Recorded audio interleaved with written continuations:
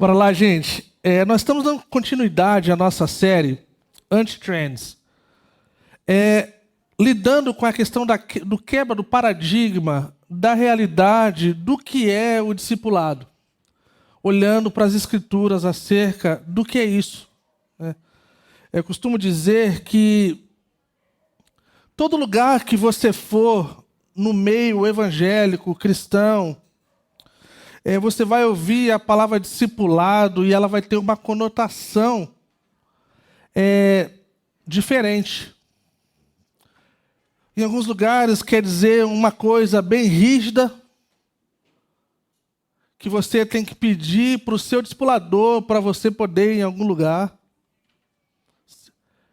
Tem outros lugares que você precisa honrar essas pessoas que estão sob a sua vida mais do que qualquer outra pessoa. É uma cultura de honra que só honra um lado, mas não o outro. Tem a questão de outros lugares, que é de separar 1 hora por semana e se dedicar acerca das Escrituras e da informação que nós temos acerca das Escrituras. Mas existe essa jornada ao qual nós temos caminhado. E na palavras do Dallas Willard, ele falava que é como se fosse uma reformulação da realidade bíblica e teológica acerca do que é ser discípulo de Jesus. E isso requer não uma atualização, mas uma interpretação correta de olhar para a realidade de 2000 anos atrás e como nós vivemos essa vida nos dias que nós vivemos hoje. No meio da loucura e do caos da capital, no meio da coisa do falta de tempo, do trabalho desenfreado e da loucura do dia a dia. Então, gente, eu gostaria de orar mais uma vez. Eu confesso desde já, talvez esse capítulo, esse tema, talvez tenha sido o mais desafiador para mim. Talvez foi o mais que me humilhou, talvez foi o mais que me feriu, talvez foi o mais que me fez ir diante do Senhor e lembrar da responsabilidade que o Senhor colocou diante de nós, pastores e líderes. Eu gostaria de orar e pedir a graça do Senhor sobre nós. Senhor, nós nos colocamos diante de Ti, Senhor, e nós pedimos, Senhor, o nosso desejo. Toda essa série é acerca de nós sermos como o Senhor, estarmos com o Senhor, nos tornarmos como o Senhor, praticarmos as obras do Senhor. E nós precisamos da sua ajuda para isso, Senhor. Nós não sabemos fazer isso sozinhos, Senhor. Isso não vem natural para nós. O nosso desejo é do pecado, é para a carne, Senhor. Mas o Teu Espírito Santo mortifica, Senhor, a nossa carne. E nos ajuda, Senhor, a olharmos para Ti e para o Pai.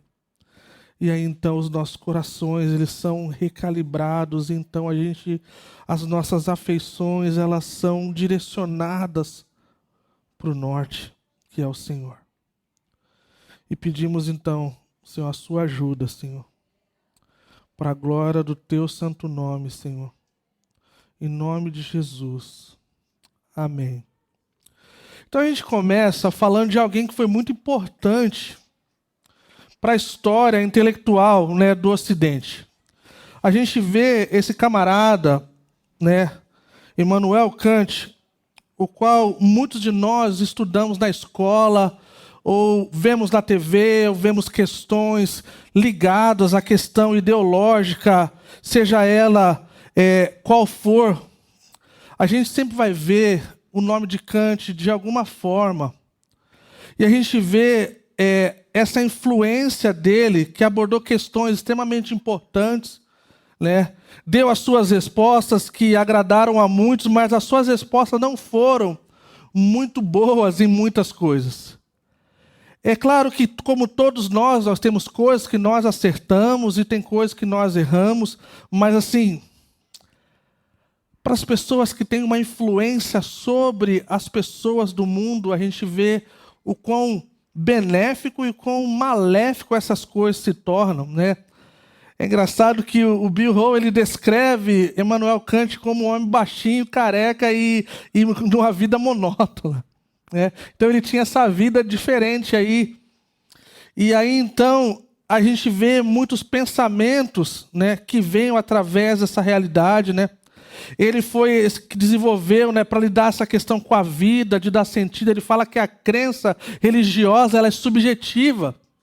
Então a gente vê lá desde a época do iluminismo europeu e americano, um tempo muito importante na época da literatura e acadêmica, né, da intelectualidade ocidental, trazendo já um pensamento que a gente está lidando hoje de forma muito pertinente. Essa questão do subjetivo, de que não há algo absoluto, de que a gente pode crer em qualquer coisa, porque afinal de contas é o meu corpo, é quem eu sou, é o que eu sou. O qual, quando nós lidamos com a realidade bíblica, na perspectiva da Bíblia, a gente vê que essas coisas elas não fecham. Porque eu já falei uma vez, quando as pessoas falam meu corpo, meu jeito, ou o que eu sou, as minhas regras, nós já nascemos já diante da regra do mundo qual nós vivemos. Quando nós crescemos, nós temos que nos submeter às leis. Então vá diante da sua vida e viva as suas regras, e você vai parar na cadeia. Provavelmente de forma bem rápida. Porque não é as suas regras, não é as suas leis, né? Então esse cara, ele traz esse pensamento de que não existe essa realidade absoluta para a vida real. E aí algumas pessoas falam que Kant, ele de forma indireta, ele desempenhou um papel importante no desenvolvimento do evangelho para a gente poder discernir o que não é. Então, quando a gente olha para a realidade dele, por meio dos ensinamentos, é como se a gente olhasse como... Sabe como a parábola que fala que Satanás vem e rouba? É constantemente essa realidade, essa ideia de pensamento tenta roubar a verdade. Então, a ideia é como se... É a seguinte, coisas não podem ser provadas cientificamente quando se trata de Deus e do Evangelho. Então essa ideia, gente, que não parece racional, Deus e o Evangelho. E então, pode pular. Não, esse daí tá bom. Então, infelizmente, muitos acreditam em tudo isso. Esse fenômeno explica grande parte, porque os pastores já não são mais considerados guardiões do conhecimento, nem visto como autoridades. Por quê? Porque está havendo essa distorção da onde as pessoas buscavam um senso de realidade acerca de Deus. Eles estão encontrando tantas outras coisas. Nós temos visto nos nossos dias pastores falando mal de teologia, quando teologia é o estudo sobre Deus. Pessoas falando mal de que é idolatria você ter as escrituras e colocar como um valor inestimável, porque lá ela não contém as palavras de Deus, ela é a palavra de Deus.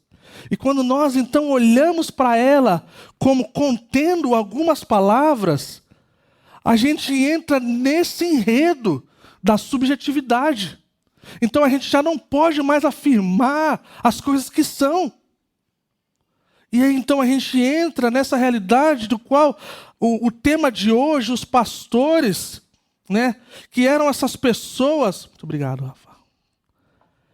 Pessoas que no passado elas tinham uma influência tão grande na sociedade. Antes de se tornar essa bagaceira de política, de venda e compra, de ganhar prestígio e lugar para ter voz. Se você olhar a biografia desse pastor batista, Billy Graham, você vai ver a foto dele com grandes poderosos das nações. Eles viam algo naquele homem. Eles queriam ouvir uma palavra de sabedoria, de como proceder diante de uma responsabilidade de ser um presidente de uma nação. Isso já não é realidade, gente. Hoje os pastores, muitos dos pastores são convidados para ir para Brasília. Eu não quero estar perto, eu não quero estar associado a eles. Falta essa realidade, e é isso que nós vamos falar hoje, que é o chamado de Deus para os pastores e para os líderes. Ele não mudou, Deus continua chamando esses homens a lidarem com essa realidade. Olha o que o apóstolo Paulo fala acerca dessa realidade de ser um pastor e de ser um líder. Ele fala assim: portanto, que todos nos considerem como servos de Cristo e encarregados dos mistérios de Deus. 1 Coríntios 4:1. Pastores e mestres e professores são chamados exclusivamente para o conhecimento que é tão sério e relevante, mais do que qualquer outro conhecimento. E isso já não é tanto realidade. A gente já não vê mais os poderosos das nações procurando sabedoria nos líderes religiosos, especialmente dos evangélicos. Porque está faltando sabedoria. Está faltando realidade de piedade. E eu fiquei pensando, talvez eu poderia evitar esse tema. Porque, na verdade, nós temos um grupo de pastores, de presbíteros e líderes que se encaixam nessa realidade. Mas eu pensei, do outro lado, é uma garantia para vocês que quando algum de nós não estivermos nesse lugar de piedade, de santidade, de manejar bem a palavra, de estar trazendo coisas que são absolutas como subjetivas, vocês têm no favor de vocês, ao lado de vocês, vocês têm o direito de sair dessa igreja. E com toda razão. E a minha oração é que isso nunca aconteça. E nós estamos muito bem guardados e guiados, e junto com equipes de outros lugares, para que isso não aconteça. No próximo. No passado, outras instituições, escolas, governos, comunidades se juntavam para reter e transmitir esse conhecimento através das igrejas, através da liderança evangélica. Muitos de vocês sabem, eu e Lília viajamos o mundo afora. Eu viajei 19 nações. Conheci o melhor e o pior das nações, sempre falo isso. Se você for na África, e você vai ver uma realidade que a maioria dos hospitais, a maioria das escolas, foram feitas por cristãos evangélicos. Foram feitas através da doação da Igreja de Jesus no mundo. E hoje em dia parece que essa coisa já não está mais tanto assim. Talvez o desejo por poder, talvez o desejo por tantas outras coisas. Fala que hoje a maioria delas abandonou o seu posto e deixou a tarefa para as igrejas. Infelizmente, até as famílias estão abdicando do seu papel. Os pais têm negligenciado a sua responsabilidade espiritual de ensinar seus filhos e delegam a voluntários da igreja. Essa terceirização do reino de Deus está nos causando mal. Está nos fazendo doentes. E aí então um dia, eu sempre falo isso, o boleto chega. E o dia que isso acontece, a gente se depara com uma realidade muito ruim, gente, muito cruel. E a gente não quer isso. Mais uma vez, citando Dallas Willard, ele fala que o que nós precisamos para o dia de hoje era como se fosse um currículo de como sermos a semelhança de Cristo nos dias que nós vivemos. Algo que pudesse ser uma regra da vida, onde nós olhássemos, então nós poderíamos ver o quão próximo nós estamos de parecer com Cristo. E o quanto mais nós desejamos parecer com Cristo. E aí então a gente entra nessa realidade do pastor. Próximo. O pastor. Eu não sei para você, mas quando a gente pensa acerca de um pastor ou de pastores, guarde para você, no seu coração, na sua mente nesse momento, tá? Mas o que vem à mente? Será que alguém que que é uma pessoa que vive piedosamente? Será que é uma pessoa desprendida à fama, ao poder, ao dinheiro, ao luxo? O que será que passa nas nossas mentes quando a gente pensa de um pastor? E eu acho importante a gente pensar nisso, porque quando nós olhamos para as Escrituras, nós vamos olhar já no instante. Estou na parte introdutória, um pouquinho longa a introdução, mas faz parte. Isso mexe com a forma ao qual nós queremos ou não estar perto. Queremos ou não submeter-nos. Queremos ou não estar debaixo da liderança dessas pessoas. Para algumas pessoas, é como um dos meus filhos falou. É muito fácil ser pastor. Você pega a Bíblia, você chega lá no domingo e você abre em alguma parte da Bíblia e você lê e aí você fala umas coisas. Infelizmente é que realmente tem pastores assim. Não é o meu caso. Eu tive que mostrar um pouquinho de grego e hebraico para ela. Falei assim, cara, tem que estudar bastante para não falar besteira. Mas olha lá, gente. Então, quando você pensar no seu pastor, se você é membro da Calvary Curitiba, se você está nessa igreja, quando você pensar na equipe pastoral, essa aqui é uma das coisas que precisa permear o seu pensamento. Então, a principal função do pastor é pastorear o rebanho. Isso é lógico, né? Um pastor pastoreia. Mas, assim, existem definições para isso, né? Então, ele fala, alimentando os fiéis espiritualmente. Isso inclui pregar, ensinar a palavra de Deus, aconselhar e orientar os membros, liderar e administrar as atividades da igreja, orar pelos crentes e interceder por eles. Então, se você olhar daqui uns meses o job description de cada ministério, você vai ver que o da secretária executiva e do pastor estão estourando. Tem mais do que uma folha. Isso quer dizer que é bem extensa. Essa questão a principal função, ela se estende muito mais.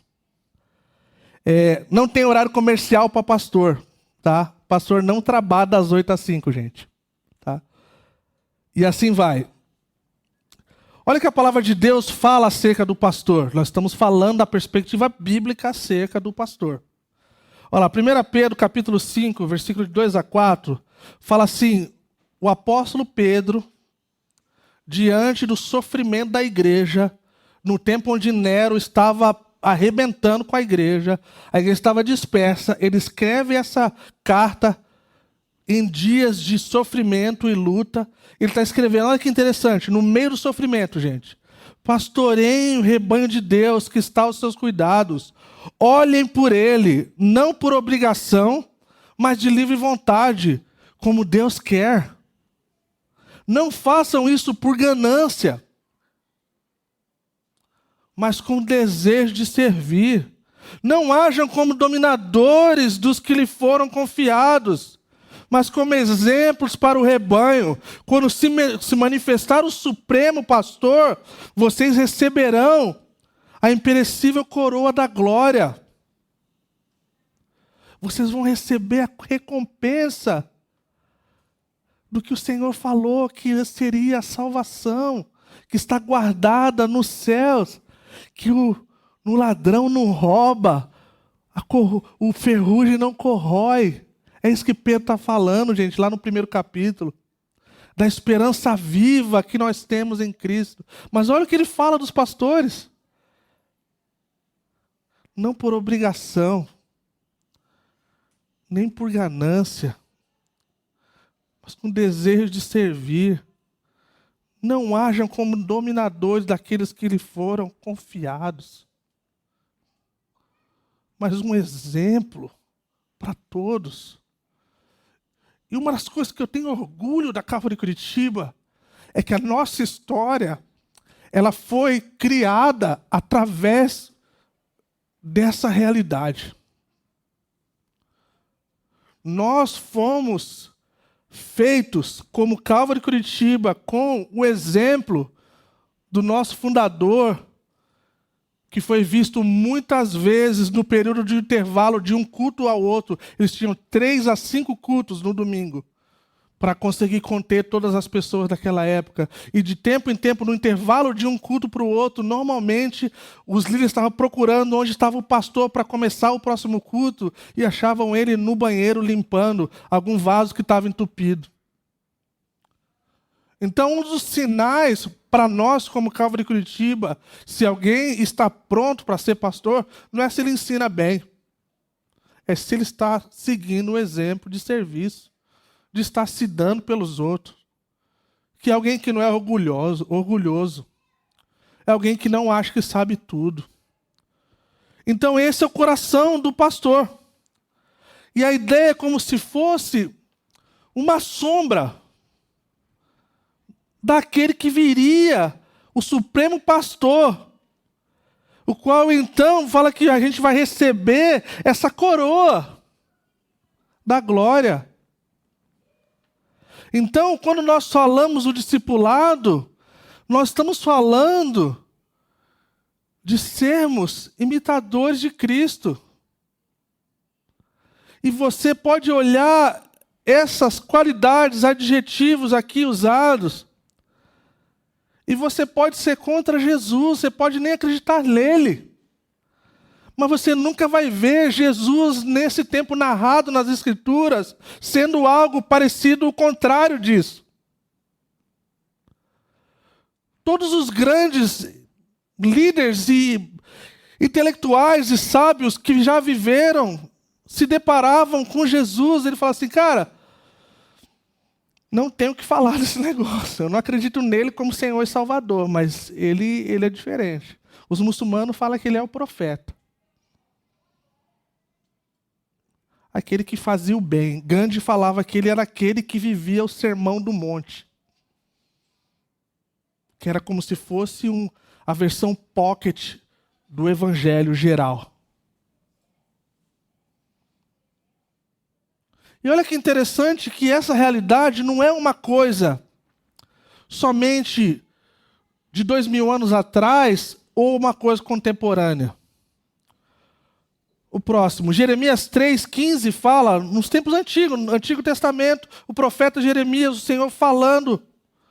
Já havia pastores que se aproveitavam das suas ovelhas. Já haviam pastores que faziam mal e manipulavam o seu rebanho. Mas olha o que o Senhor fala. Fala assim, darei a vocês pastores segundo o meu coração, que os apacentem com conhecimento e com inteligência. O Senhor falando, eu vou dar para vocês, pastores, que quando vocês se depararem com a vida, vocês vão lembrar que parece comigo. E aí então, a gente vai ver que o nosso exemplo é maior. O próximo, Atos 20, 28, fala assim, cuidem de vocês mesmos e de todo o rebanho sobre o qual o Espírito Santo os colocou como bispo, pastores, líderes, para pastorearem a igreja de Deus, que ele comprou com seu próprio sangue. Então, muitos pastores e líderes perderam o temor dessa realidade, gente. Fala que ele comprou com seu próprio sangue. Jesus morreu pela sua noiva. Ele morreu pela sua igreja. E quem se meter com ela, vai lidar com justiça. Vai ser lidado com justiça. Vai ser lidado com uma forma mais justa possível que a gente pode ver.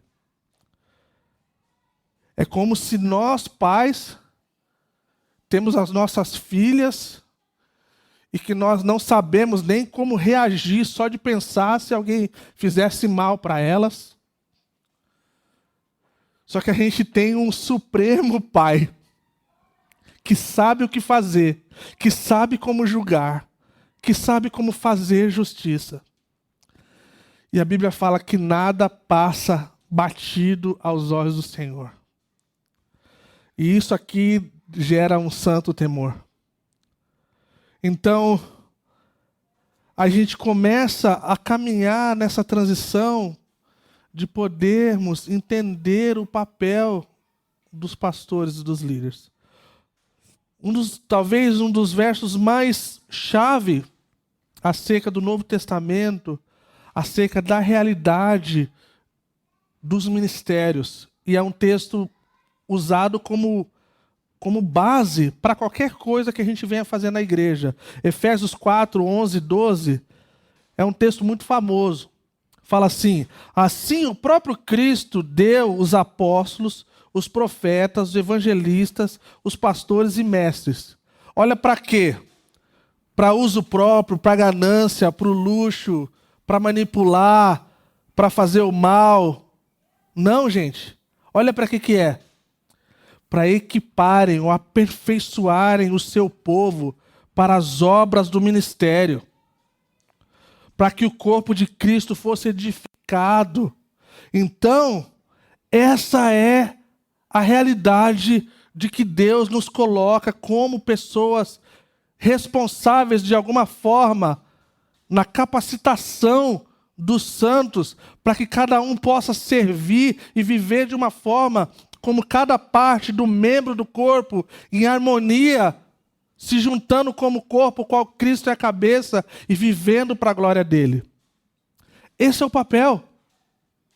Então, quando nós chegamos aqui, todo domingo, ou toda terça, quarta ou quinta, diante dos grupos de conexão, ou alguns workshops, seja o que for, o nosso desejo como pastores dessa igreja é poder ser um instrumento de Deus na sua vida, para que você possa ser edificado, para que você possa ser abençoado e para que você possa fazer o mesmo. Para que você possa ter uma consciência de que o nosso desejo é parecer com Cristo, não é parecer com mais ninguém, nenhum outro nome. Por melhor que sejam, talvez, pessoas do qual nós nos inspiramos ou vemos como algo que merece um respeito. Mas nosso desejo é parecer com Jesus. E aí, o dia que isso se tornar carne para nós, o dia que isso se tornar verdade para nós, gente, a gente vai estar vivendo uma coisa muito preciosa, de que só a igreja mais pura na sua essência conseguiu viver.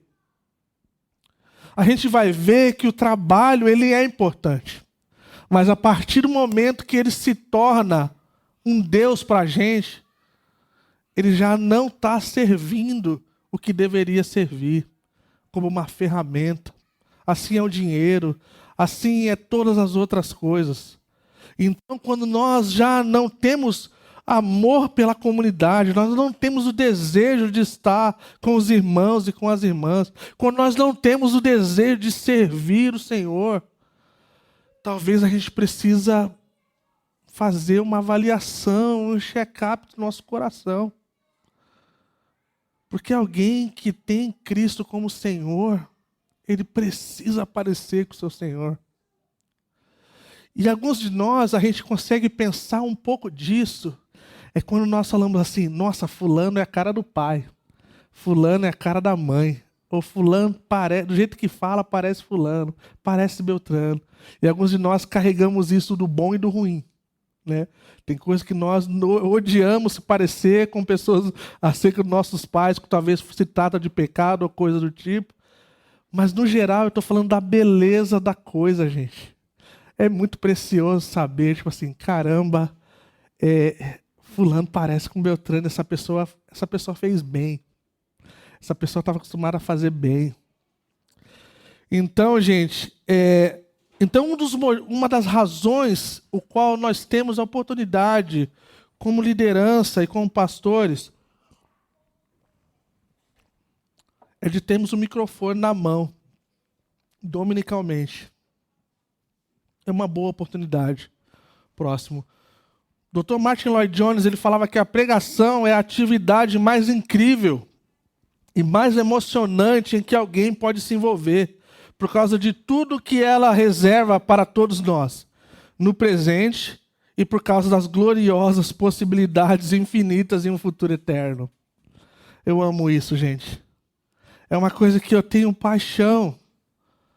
É de poder abrir as Sagradas Escrituras e poder explicar e poder ver pessoas passando, e quando se passa um tempo, e poder olhar para trás e falar assim, cara, eu avancei nisso aqui. Eu era assim uns meses atrás, mas agora eu já não sou mais, eu avancei aqui. O Senhor está me transformando aqui, eu estou entendendo isso aqui. O meu casamento melhorou muito. A minha vida com o Senhor melhorou muito. Eu era explosivo, agora eu estou muito menos. Eu era covarde, agora eu tenho coragem. E tantas outras coisas. Eu tinha essa necessidade de ser aceito ou aceita, mas agora o Senhor me aceitou. E assim, a opinião dos outros não vai me paralisar, porque a do Senhor é mais importante. Mas a gente precisa lidar com uma realidade que não temos como negar para que isso aconteça, são as distrações. As distrações, pessoal, elas são todas essas coisas que fazem com que os pastores e líderes se estendem para todas as pessoas. Eu vou colocar nós aqui por uma questão, tá, para não falar eu, mas pastores e líderes e pessoas normais estão sempre lutando com essa realidade, né, de decidir como utilizar o tempo. Pode colocar o próximo, Mike. Da melhor maneira possível. É uma realidade. Como nós podemos usar o nosso tempo da melhor forma possível. Alguns de nós compramos um planner que ele dura 1 mês, e depois ele vai lá para a mesinha e coisa do tipo. Alguns de nós somos extremamente focados, nós temos as nossas notinhas que nós colamos em algumas coisas. Outras são totalmente tecnológicas, nós temos os alarmes que jogam para a gente lá quando a gente tem que fazer algumas coisas. Mas as distrações, o pastoreio é um tipo de trabalho que traz uma necessidade de fazer escolhas o tempo todo, gente. Porque o tempo todo a gente tem possibilidade de estar fazendo outras coisas. Não é verdade? Então essa reformulação que nós estamos fazendo, ela tem que mexer com a nossa realidade como igreja, né? O Bill Hall, ele chama de uma revolução interna que se expressa de forma externa. Por que é uma revolução? É porque nós estamos tendo a necessidade de olhar com uma interpretação correta. Nós somos ensinados, eu falei isso algumas vezes, nós somos ensinados de forma errada. E pode ter sido o melhor pastor, o melhor mestre. Se ele não nos trouxe essa realidade de que ser um seguidor de Jesus requer estarmos com Ele, nos tornarmos como Ele e praticarmos as suas práticas, nós precisamos de uma reformulação. E eu vou falar, eu viajo o mundo por aí. Hoje trabalho com pastores da região sul do país e agora na perspectiva do Brasil como Calvary Curitiba e Calvary Global. Está em falta essa realidade. Pastores têm terceirizado essa realidade por causa do crescimento.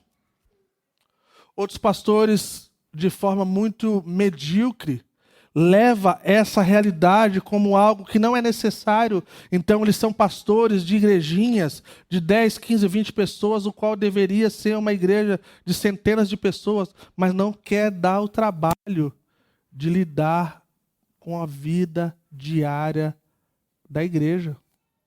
E a vida diária da igreja é trabalhosa.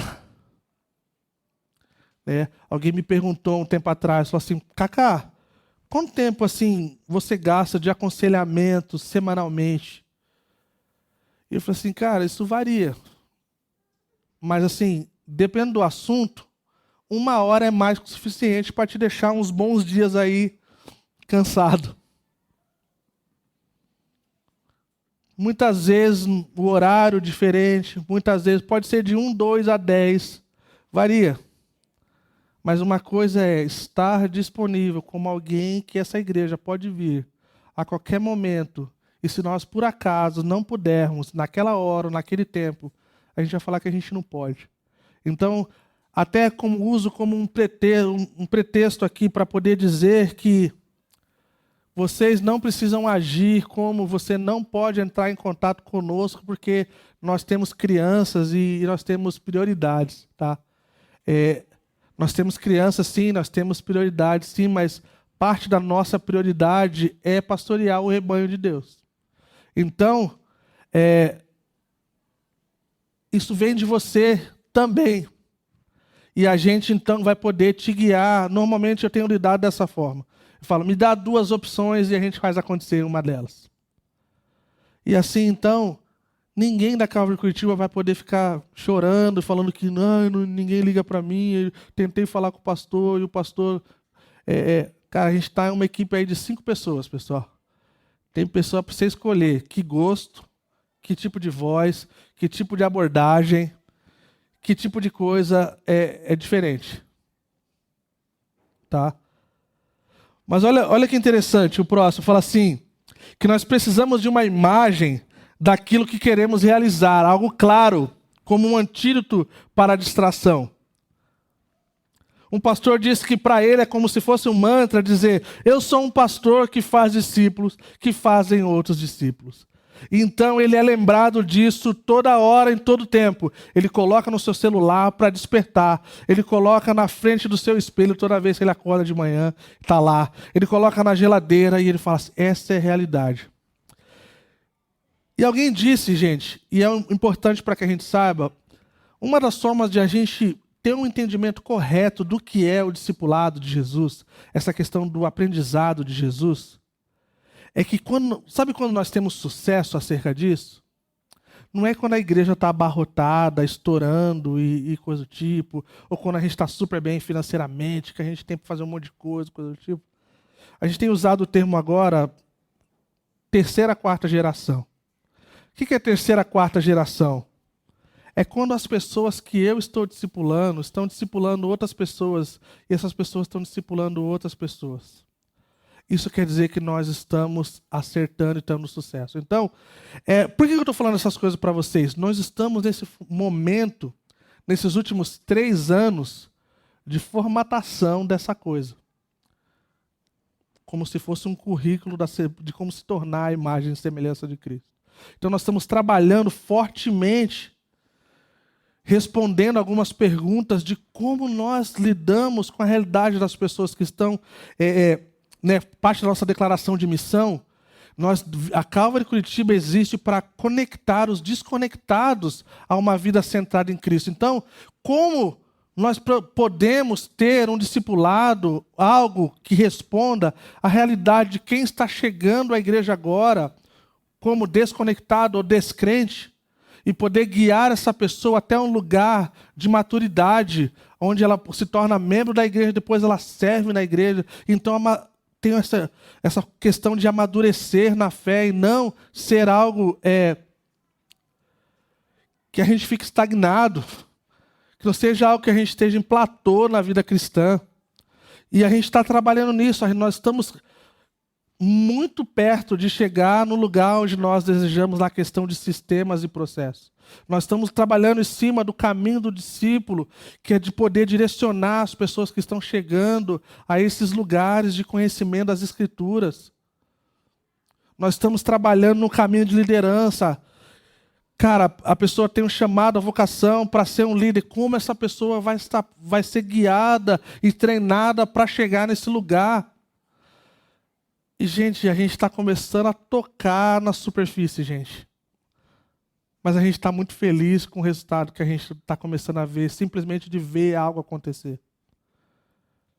Então, alguns dos nossos pastores vão começar a se reunir com um microgrupo, pessoas, 2, 3 pessoas, E o nosso desejo é que essas 2, 3 pessoas comecem a fazer com outras 2, 3 pessoas. E quem sabe os nossos grupos de conexão, a gente tenha todo mundo sendo desafiado a parecer com Cristo e ter a vida cristã, servindo o Senhor, crescendo no Senhor, atingindo uma maturidade de fé. Então todos nós precisamos, e isso não está selecionado a um grupo de pessoas, de pastores ou missionários, nós precisamos adotar esse estilo.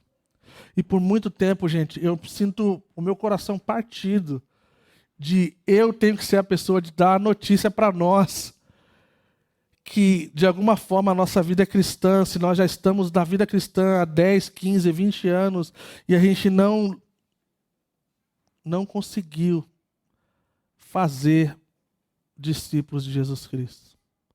Quando Mateus 28 nos comanda a não só ir, mas continuar indo, proclamando o Evangelho, ensinando as pessoas, batizando. Esse é o papel que a geração passada, terceirizou para os pastores e missionários. E nós estamos quebrando isso, para a glória de Deus. Então, é por isso que você vê nos nossos batismos, outras pessoas batizando pessoas. Pessoas que de alguma forma fizeram parte da vida de outras pessoas. E isso mexe comigo, porque é assim que tem que ser. É assim que tem que ser. Além de nós não usarmos roupinha de anjinho aqui, não é só o pastor que batiza. Outras pessoas batizam também. E isso é muito precioso. Pode pular, Mike. Aí, pode pular isso aí. Mais do que boas intenções, né? Volta aí.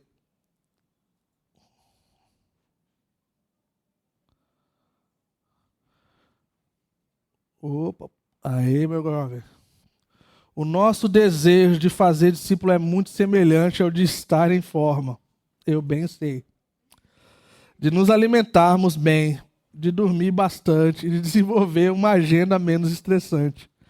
O desejo existe, mas sem um plano isso não acontece, gente. E é duro. É duro ser gordo. Falo por mim, falo de mim mesmo, por mim mesmo. Tá? Cada um responde diante do Senhor. Mas a minha vida é dura. Uma paixão pela Coca-Cola sem igual. Já amarrei, joguei fora, repreendi, mas sempre volta.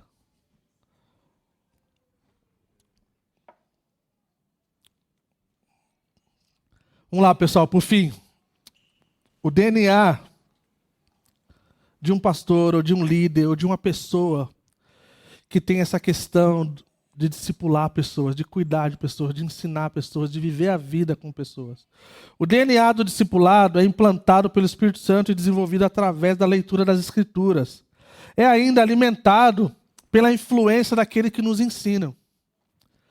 Eu sou muito grato pela vida de pessoas que puderam caminhar comigo por uns bons anos da minha vida, o qual eu pude desenvolver qualidades e sabedoria que eu jamais obteria de uma forma normal ou se não tivesse contato. Eu costumo dizer para os jovens, o qual, gente, eu já não me incluo na posição nem de... A Lília está me tratando como se fosse, tipo assim, Cacá está indo para a terceira idade. Faço 42, acho que esse ano. E aí,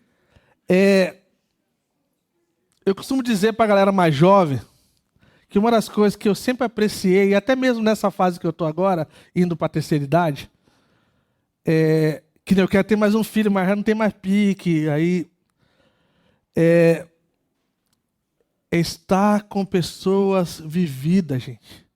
Pessoas com seus cabelos grisalhos ou sem cabelo algum. É muito incrível você poder, com algumas exceções, tem pessoas novas careca, né? Todo mundo olhando pro Doug, nada pessoal, pessoal. Pois é. O Doug é novinho, não, que tem 30 e pouco, pô. Mas não é mais jovem. Olha lá. O espírito de velho.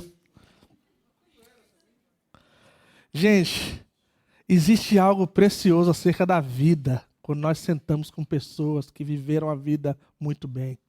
Ou até mesmo não muito bem, mas que são um exemplo para que a gente não faça o mesmo. E a gente aprende sabedoria. A gente aprende coisas que nós jamais aprenderíamos se nós estivéssemos vivendo com a mesma galerinha que a gente gosta de andar. Chega uma hora que a gente fica estagnado na sabedoria dos amigos. A não ser que esses amigos sejam muito pessoas de livros. Então, eu não sei se era porque eu sempre tive meio cara de velho, mas teve uma época que a gente estava aconselhando um casal de velho, eu e a Lília. E aí, então, no final da conversa, a moça pergunta assim, mas quantos anos vocês têm mesmo? Aí, tipo assim, 25. Aí, tipo assim, para que fui me aconselhar com um casal de jovens? Então eu falei assim, acho que eles achavam que a gente tinha 50, não, tipo assim, uma coisa desse tipo. Mas, gente, nós somos influenciados de forma muito positiva, gente. Se a gente souber usar dessa sabedoria que nós temos, oportunidades. Eu falo, nossa comunidade é muito dotada de muita coisa boa, gente. Muita gente inteligente na nossa comunidade. Muita gente muito bem nas suas profissões. Muita gente que sabe viver a vida de uma forma muito interessante. E nós podemos, então, viver essa vida de aprendizado. Próximo. Eu sou suspeito para falar acerca de livros. Que eu já falei para vocês, a maior parte da minha vida no ministério, gente, mais do que 1/3 do que eu ganho, sempre foi gasto em livro, em material, e coisas que eu pudesse aprender. Porque imaginar estar numa situação onde eu não estou crescendo me dá medo. Porque eu amo essa questão de querer saber mais do Senhor. É como assim, cara, eu quero ser crente de verdade. Eu quero parecer com Jesus de verdade. Eu quero gastar a minha vida com Jesus de verdade. E quando eu olho para trás, eu falo assim, cara, metade da minha vida já foi gasta com Jesus. Tipo assim, vitória. E agora, essa vida que eu tenho pela frente, eu quero ter minha vida gasta com Jesus, cara. Eu quero. E como seria pra gente, como igreja, de falar assim, cara, a gente quer gastar a nossa vida, cara, com Jesus, cara. Porque um lembrete para nós de tudo que nós fazemos na nossa vida, gente. Só o que nós fazemos para Cristo vai permanecer. Imaginem, de tudo que a gente faz na vida, gente. Só o que for feito para Cristo vai permanecer, cara. Então, ou a gente toma um rumo e fala assim, cara, eu vou viver aquela coisa que o apóstolo Paulo falou, que seja o comer, o beber, o vestir, o falar, eu vou fazer para a glória de Deus. Ou a gente vai gastar a nossa vida com palha, que queimou e já era. Então, gente, a gente tem muitas oportunidades de livro hoje, gente. Então, se a gente for parar para pensar no tempo que a gente tem gasto para poder saber mais sobre Jesus, de poder parecer mais com Ele, a gente vê que há um déficit aí muito grande. Próximo. Um pastor falou assim, que um pastor que faz discípulos, ele tem uma visão para discipular cada pessoa na sua igreja, uma determinação para fazer isso e acontecer, um sistema para sustentá-lo. E eu posso falar com grande convicção, gente, que a gente tem um sistema para sustentar esse negócio, gente. A gente tá indo nesse caminho, gente. A gente está indo. A gente vem trabalhando nos últimos 3 anos e pouco aí, gente. E a gente está tocando na superfície, como eu falei, cara. E vai ser precioso demais poder começar a ouvir testemunhos de que o Senhor tem derramado graça sobre nós, para que a gente possa viver uma vida que honra o Senhor através da comunidade, dos relacionamentos internos e externos, para a glória de Deus. Então, o que é esse DNA que o Bill Hall fala no livro, né, do discipulado ou do discipulador. Como eu falei, a gente não é batista nem presbiteriano, então a gente não precisa usar os 3 pontos, tá? Então aqui vai ter mais ponto do que 3, tá? Olha lá, a primeira prioridade de um pastor e líder é garantir que cada membro da igreja cresça e se torne um discípulo maduro e reprodutor, que faça outros discípulos. Então, gente, isso é um desafio para nós. Nós precisamos de algo divino que nos transforme para que a gente possa viver essa realidade. E se depender de mim e da nossa equipe pastoral, nós vamos até o fim nesse negócio. Nós estamos dando prioridade para isso. Nós gastamos agora, vamos gastar. Domingo que vem o pastor Rodrigo termina com o último capítulo, o fim.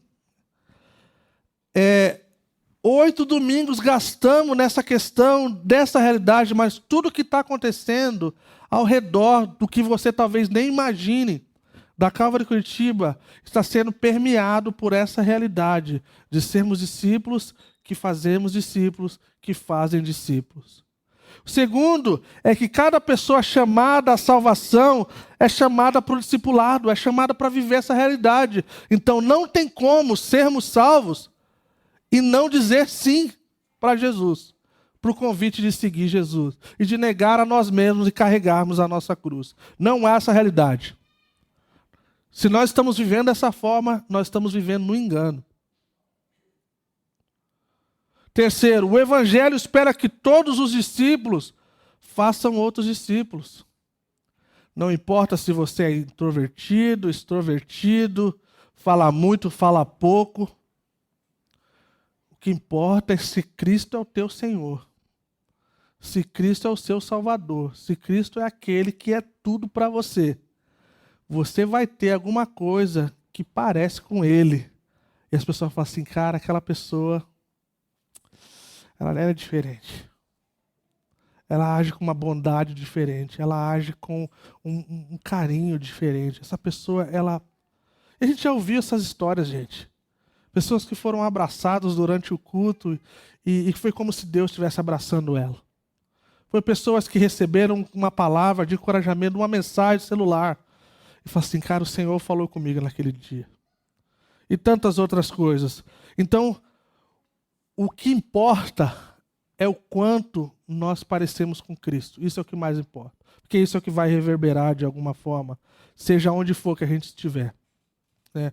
Então, quarto, todas as atividades ministeriais devem ser avaliadas pela sua contribuição para o crescimento de discípulos maduros que reproduzem discípulos. E eu quero falar isso, gente, para deixar claro, né? O Rodrigo falou isso aqui outra vez, e até mesmo o Doug falou na última vez. Nós temos uma grande dificuldade devido a tantos exemplos ruins que a gente já ouviu. Então, alguns de nós, quando nós ouvimos a palavra multiplicar ou reproduzir, dá um negócio em algum de nós, né? Porque tiveram, sim, movimentos muito horríveis no Brasil, como G12 e tantos outros. Que não é disso que a gente está falando. O que a gente está falando é da perspectiva bíblica que um discípulo que é discípulo de Jesus precisa fazer outros discípulos. E esses discípulos precisam fazer a mesma coisa. Então, essa é a avaliação de um sucesso. Tá? Então, nós não desejamos, não tem esse negócio de bater meta, de dobrar, esse negócio aqui, não tem essa. Só tem negócio assim, cara, vamos ser fiel junto? Bora lá. Tá? Então, ponto 5, o método deve ser a forma como Jesus, olha a régua, Jesus pessoalmente fazia discípulos que fazem outros discípulos. Como Jesus fazia? A gente está estudando. Logo, logo estamos voltando para o Evangelho de Marcos e vamos ver mais um pouco. 6, o sucesso deve ser medido não pelo número de discípulos que são feitos, mas pelo número de discípulos que fazem outros discípulos. E isso é o que nós estamos em busca de ver. Tá, gente? É nós fazendo discípulos e essas pessoas, a outra geração, fazendo a mesma coisa. E aí, então, quando nós começarmos a ver a terceira e quarta geração fazendo isso, eu tenho certeza que a gente não vai estar mais aqui nesse lugar, na Costa Rica 53. Porque a gente vai estar vivendo o que Jesus gostaria que o seu povo estivesse vivendo. Amém? 7. Nossas igrejas existem para fazer discípulos que são um presente de Deus para o mundo. Isso é muito lógico, né, gente? Mas tem um povinho que se fala o nome de Deus que não é um presente para o mundo, gente. Eles são uma praga para esse mundo. É de verdade. Mas que aqui, o povo da Calvary de Curitiba, você que está nos visitando, o pessoal da Calvary de Curitiba, é um presente de Deus para esse mundo, tá, gente? Se a gente ficar sabendo que eles não são um presente, a gente dá um jeito aí de embrulhar. E mandar para outra igreja lá.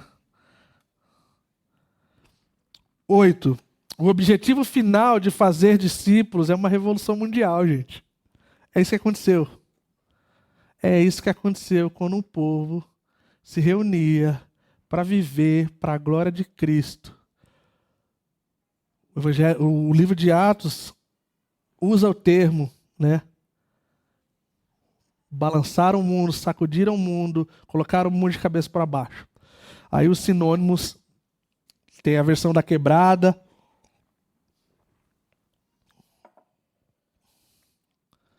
Esse pessoal, quando viveu aquilo que Jesus tinha para a vida deles, eles fizeram diferença em todos os lugares. E houve sim revolução. Não revolução política, nem revolução ideológica, mas teve uma revolução de amor e de bondade e de coisas que parecia com Cristo. E aí então, no fim, quando o evangelho for pregado a todos os povos, o fim chegará. Para a glória de Deus. Então, o que nós estamos aqui propondo, próximo, é essa ideia de recuperar o evangelho do zero, é interpretar as escrituras nessa reformulação teológica. Nós não estamos mudando nenhuma verdade das escrituras, nós não estamos atualizando nada acerca das escrituras, nós não estamos dizendo que a verdade antiga das escrituras não tem efeito da mesma forma. Não, nós só estamos falando que nós estamos colocando um esforço de uma interpretação que faça sentido na realidade, o qual nós não temos exemplos palpáveis acerca de aprendizagem, acerca de ser discípulo de alguém, acerca de aprender com o mestre na vida diária. Termino com essas perguntas para a gente. Próximo, o que é um discípulo? Como eu e você fazemos discípulos? Que diferença farão esses discípulos, gente? E isso deve fazer com que a gente tenha uma boa lição de casa. Não só para essa semana que vem, mas para os meses que estão por vir pelos próximos anos. Então nós estamos nessa jornada juntos. De que nós desejamos ser o povo que está com Jesus, que lembra que Jesus ele lidava com a multidão, mas ele estava lá com os seus. Ele, antes de enviar os seus discípulos, apóstolos, para a missão, ele os chamou primeiro para perto. Nós queremos nos tornar como ele, porque o nosso objetivo é não sermos como a pessoa que a gente admira, que é ali um cara incrível ou uma mulher incrível. Não, é o Senhor. Ele é o nosso único exemplo de perfeição. Ele é o único exemplo de que não tem erro nele, nenhuma sombra de coisa errada nele. Por isso que nós temos ele como Senhor, e Salvador, e Rei, e dono das nossas vidas. E aí então, nós vamos praticar as suas obras, nós vamos fazer as coisas que ele fazia. Não por nosso engrandecimento, nem para que a gente possa dizer que a gente é algo, mas porque o Senhor é por nós. Que o Senhor nos segura na mão. E aí então a gente vai ver essa coisa incrível do Evangelho de Jesus Cristo, que é poder para a salvação, acontecendo a todo momento, através das vidas que nós estamos investindo tempo. E eu estou muito empolgado por isso, gente. Tem alguns meninos que a gente vai começar a caminhar junto nesses próximos meses. E eu tô pedindo para o Senhor, Senhor, derrama o seu Espírito. O fundador dessa igreja, John Wayne, eu lembro, muitos anos atrás, ele orou, e de tempo em tempo eu volto a essa oração.